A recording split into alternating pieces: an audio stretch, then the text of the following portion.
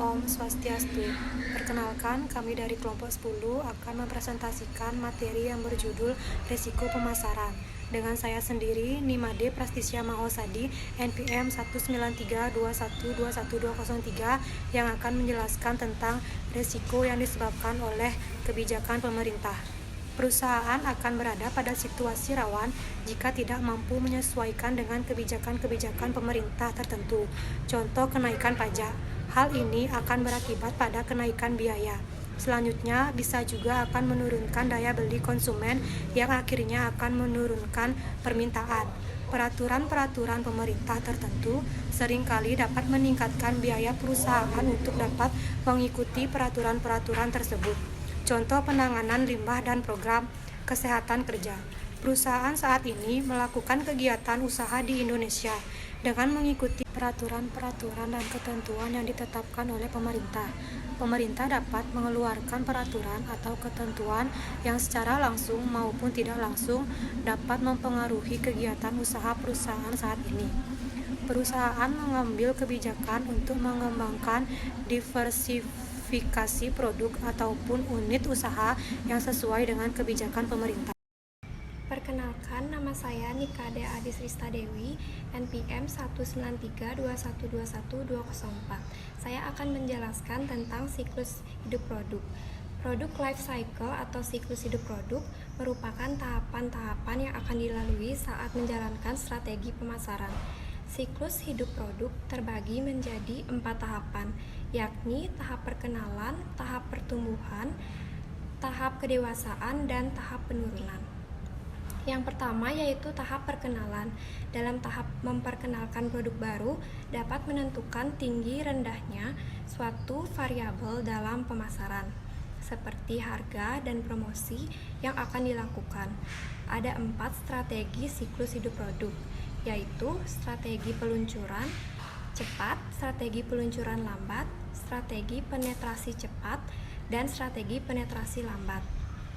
Yang kedua yaitu tahap pertumbuhan. Tahap ini bisa dilihat dengan adanya peningkatan penjualan yang ditandai semakin banyaknya jumlah konsumen, ada pesaing baru yang masuk ke pasar, harga bertahan atau bahkan sedikit turun, dan laba yang meningkat. Yang ketiga yaitu tahap kedewasaan. Pada tahap ini ditandai dengan tingkat penjualan yang melambat, stagnan, atau bahkan menurun. Dan yang terakhir yaitu tahap penurunan. Tahap ini adalah kondisi ketika mempertahankan produk di pasar justru menjadi beban bagi perusahaan dan karyawan. Beberapa penyebabnya adalah alasan teknologi, pergeseran selera konsumen, dan meningkatkan persaingan. Sekian dari presentasi saya, akan dilanjutkan oleh teman saya. Perkenalkan, nama saya Nikade Elinka Putri, NPM 19321212005.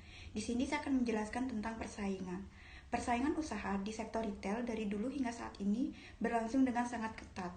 Hal tersebut terlihat dari persaingan usaha yang tidak hanya terjadi antara pasar tradisional dan pasar modern saja, tetapi juga antara pemain di pasar modern. Risiko ini dapat diantisipasi dengan menawarkan keberagaman produk yang tidak dimiliki oleh pesaing. Perusahaan juga melakukan peningkatan layanan kepada para pelanggan setia. Kegiatan promosi yang menarik dengan bekerja sama dengan para pemasok, perbankan, dan pihak lainnya. Materi selanjutnya yaitu pemalsuan. Pemalsuan merupakan risiko perusahaan. Merek merupakan salah satu pemalsuan jika merek tersebut merupakan merek terkenal.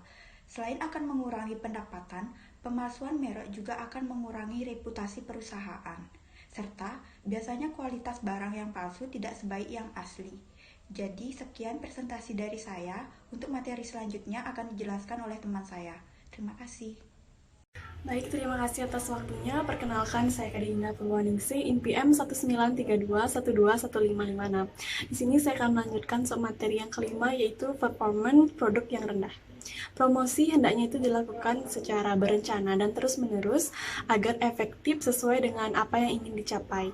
Perlu diingat juga konsumen potensial perlu memiliki informasi yang tepat. Sedangkan konsumen yang telah melakukan pembelian perlu terus dibina agar melakukan pembelian ulang atau bahkan mereka bisa menjadi pemasar secara tidak langsung karena kepuasan tersebut diterima dan diinformasikan kepada orang lain, sehingga banyak orang lain yang mengetahui produk tersebut dan banyak pembeli yang ingin membeli produk tersebut.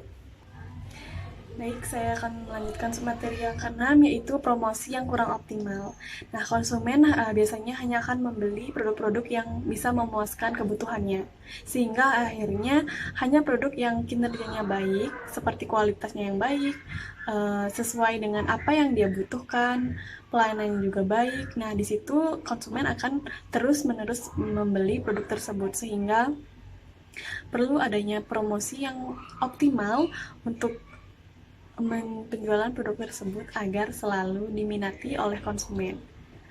Perkenalkan, nama saya Cahya Widura, MPN 491 akan melanjutkan presentasi dari Indah untuk menjelaskan tentang alternatif meminimalisir risiko pemasaran. Dalam meminimalkan risiko pemasaran, perusahaan harus membangun suatu visi pemasaran. Selanjutnya, pemasaran harus berada pada pasar yang tepat, menawarkan produk dan servis unggulan, serta memiliki program-program yang jelas. Perusahaan hendaknya memasuki pasar yang memiliki kriteria sebagai berikut. 1. Cukup besar. 2. Terus tumbuh. 3. Tidak rawan terhadap kebijakan pemerintah. 4. Perusahaan di dalam pasar tersebut mampu bersaing. Selanjutnya, pada pasar yang telah dipilihnya, perusahaan hendaknya dapat memiliki performance yang unggul dibanding dengan para pesaingnya. Performance tersebut bisa diperoleh karena berbagai faktor seperti lokasi, parkir, suasana, kelengkapan persediaan barang, harga, keramahan, desain, produk, dan lain-lain. Sekian presentasi dari saya. Terima kasih. I'll be fucked up if you can't be right.